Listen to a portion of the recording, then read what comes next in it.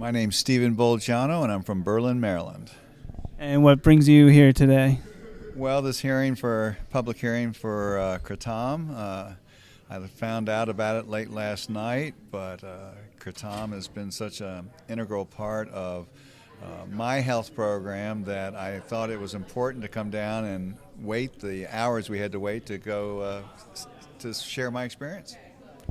So, do you want to talk about your experience a little bit? I know that you're working with recovering addicts. You use Kratom yourself.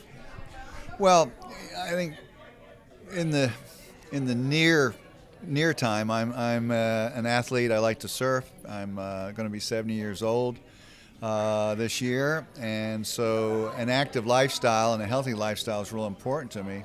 But I've also been clean and sober for 30 years, and over that course of time, I have mentored young adults on drug addiction, and I've worked with the typical fellowships that you hear about, and also worked just with fellows I run into that either come to me and ask questions because I'm pretty open about my history and experience, or other folks point out somebody that needs somebody to talk to. And but in the course of that, I noticed, especially with the heroin addiction and with the prescription pill addictions, that things like methadone just didn't work for those individuals. Methadone clinics keep the streets safe. It's a good public safety solution, and it's a good public health solution, but it doesn't help the individual. And so I found that Kratom doesn't get people high. That in fact, in my experience and observation is that it removes the obsession to use, and that people that are addicted really just need a time and space enough to be able to form good decision making, good choices, to be able to have the time to be educated and give them that break, and Kratom does that. And so I don't see that it actually, like methadone, replaces one drug for another drug. It replaces one high for the same high. It tries to reproduce the high. Kratom doesn't do that. There's something very interesting about it that just simply removes that obsession to use. And it's for me, in my own use, as someone who can get knocked around pretty hard surfing, for me, it's as simple as when I go to sleep and I need my back and my legs to relax enough to sleep, it allows me to do that. And it isn't that it's a sleep aid per se, as much as it allows me to relax enough to go into a natural sleep. I do notice I'm not one of these warm and fuzzy guys that you can talk me into I'm feeling better. It is or it isn't. And so I have researched a little bit, and I found suppliers online, but each one of them do laboratory certified testing of their product. For those that want to get deeper into the subject, it talks about the different alkaloids and which alkaloids help people that are in severe pain, which alkaloids help people that just need their muscles to relax for a few moments. And as we saw in the testimonies, there's a triathlete who wants energy and focus. Now, for me, it's basically hip and joint and muscle issues that come naturally with being a 70-year-old and just wanting to sustain that lifestyle that I enjoy.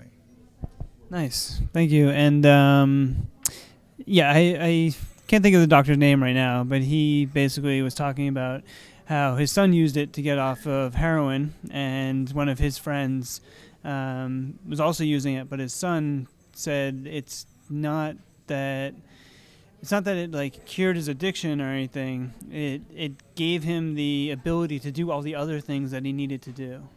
It gives you that time and space to do the hard work that releasing yourself from addiction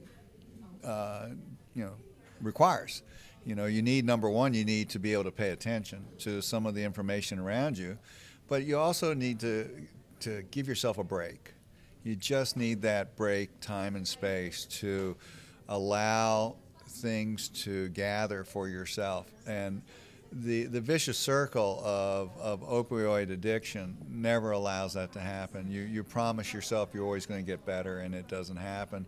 And with Kratom, I mean, it's almost like the two don't deserve to be compared to each other, because the Kratom is so benign, and yes, there are different strains that act subtly different and things like that, but the Kratom highlights the need for the addict just to slow down and be given a break. Yeah, I think it's hitting those receptors where it's giving you the mood boost, kind of energy, but not getting you high. How would your life be different, or what would happen if they were to schedule Kratom? Well, because I been clean and sober for 30 years, I don't think I would go to painkillers. But that would mean that I would have to take that rocking chair on the porch, and that would be depressing in itself. That would be a real down in quality of life.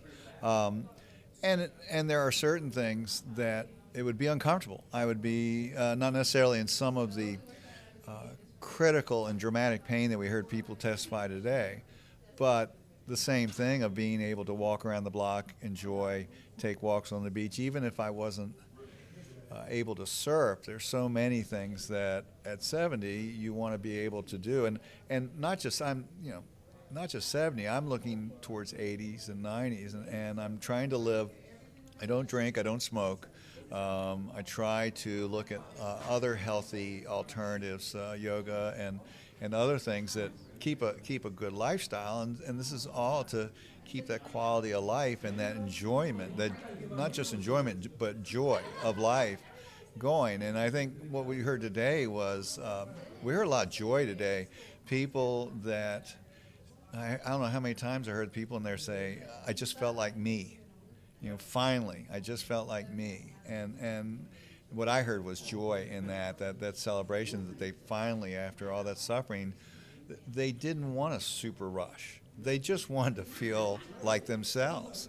Yeah, to just get their lives back. They'll get their lives back, and that was a joy, and I understand that.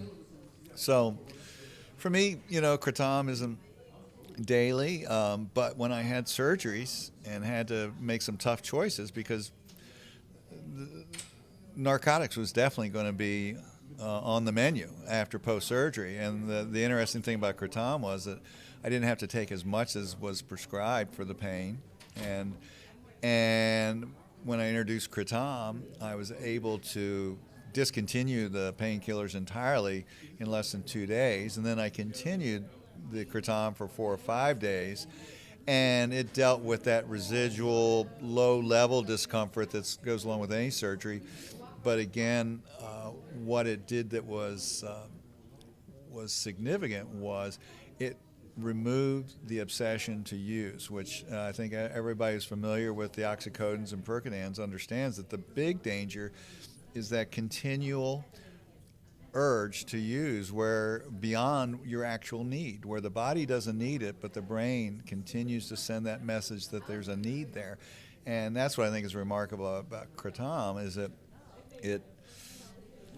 for me, it removes it, but I think for a lot of people, it lessens them so that they can rationalize what their best choices are at that point, and not use the opioids.